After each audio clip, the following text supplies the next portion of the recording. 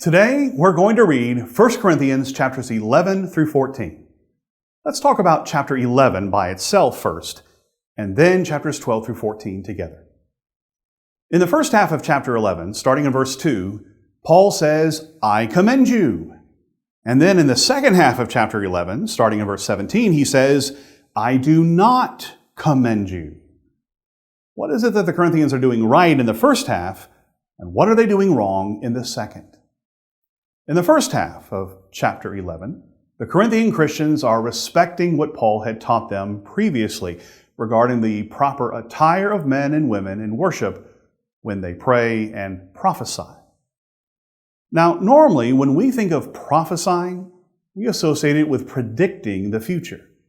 That's not the way it's used in 1 Corinthians, though. These men and women are inspired, much like Paul the Apostle was.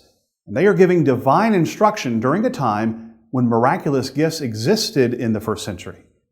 And these spiritual gifts were necessary because the authoritative New Testament, as we have it today, was still being written. Later, in chapter 13, Paul says that these spiritual gifts will pass away. And indeed they have. The spiritual gift of prophesying does not occur today. The reason why is because we have the completed New Testament. It provides us with all of God's will.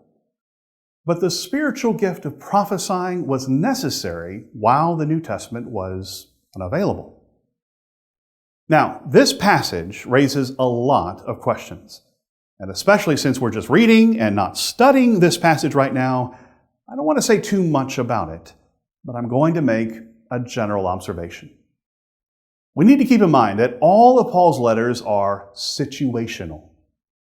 That means he's addressing a specific church at a specific time. In verses 2 through 16, Paul uses the term head numerous times. He talks about the differences between men and women, or wives, as the word is sometimes translated in this context. Take note of the numerous times Paul uses these terms, man, woman, or wife, head, as you read the first half of chapter 11. But then, starting in verse 17, Paul continues to talk about the worship assembly, but we're on more familiar territory. He's talking about the partaking of the Lord's Supper. I have no doubt that you've heard verses 23 through 26 quoted many times on Sunday mornings prior to your congregation's observance of the Lord's Supper. But I want you to try and read them today as if this was your very first time to run across them. See how much Paul emphasizes the importance of unity, even in the partaking of the Lord's Supper. Remember how unity was a major issue in chapters 1 through 6? It's never really left Paul's mind. He's still focused on the importance of building each other up and never needlessly tearing each other down. 1 Corinthians chapters 12 through 14 go together and talk about the use of spiritual gifts in the assembly. Thus, he picks up right where he left off in the first half of chapter 11. The Corinthian Christians in the first century were enabled by the Holy Spirit to speak miraculously in tongues and prophesy. What does it mean to speak in tongues? People were able to speak regular human languages that they had never studied previously. You'll see Paul talk a lot about the importance of prophesying, which means that, as we said a moment ago, in the absence of the completed New Testament, people were inspired in the first century to speak for God, much like the Old Testament prophets had been. Paul makes it clear that he prefers the gift of prophecy more than the gift of speaking in other languages. And here's the reason why. It cuts out the middleman. Prophesying always edifies others and builds them up. But the gift of tongues is only profitable if there's someone who can translate, and that requires an extra step. Well, many of the Corinthian Christians were pretty excited by these special abilities, but not for the right reasons.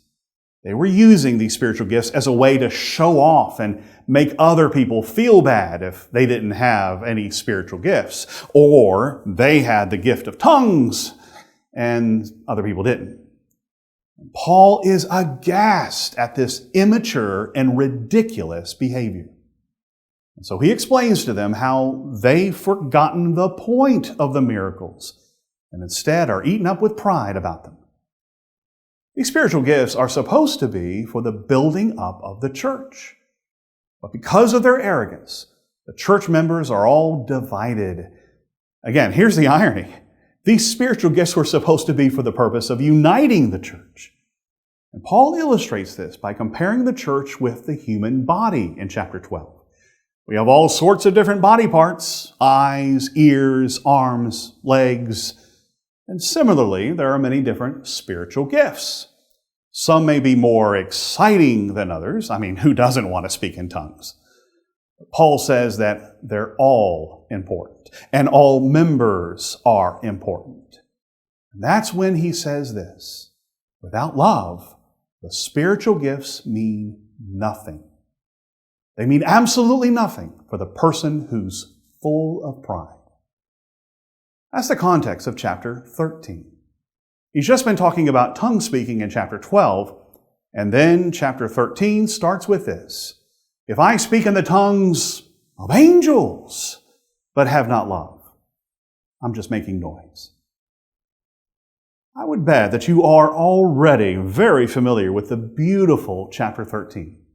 It is, after all, one of the most famous chapters in all the Bible.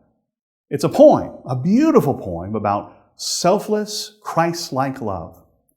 And it's for that reason that 1 Corinthians is often referred to as the love chapter. And you'll hear it at weddings, and I heard it at one not long ago, in fact. But a wedding ceremony is not the original context. It's about the church assembly. It's about church unity.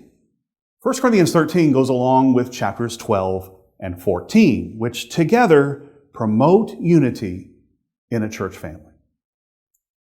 In chapters 11 through 14, as Paul talks about worship assembly issues, I want you to see that unity and love undergird it all. Our worship needs to be scriptural, but it also needs to be orderly, but ultimately it needs to be to the glory of God and to the edification of everyone present. Whether it's the first century or the 21st century, pride can kill a church. Love, however, love never fails. Please read 1 Corinthians chapters 11 through 14 today.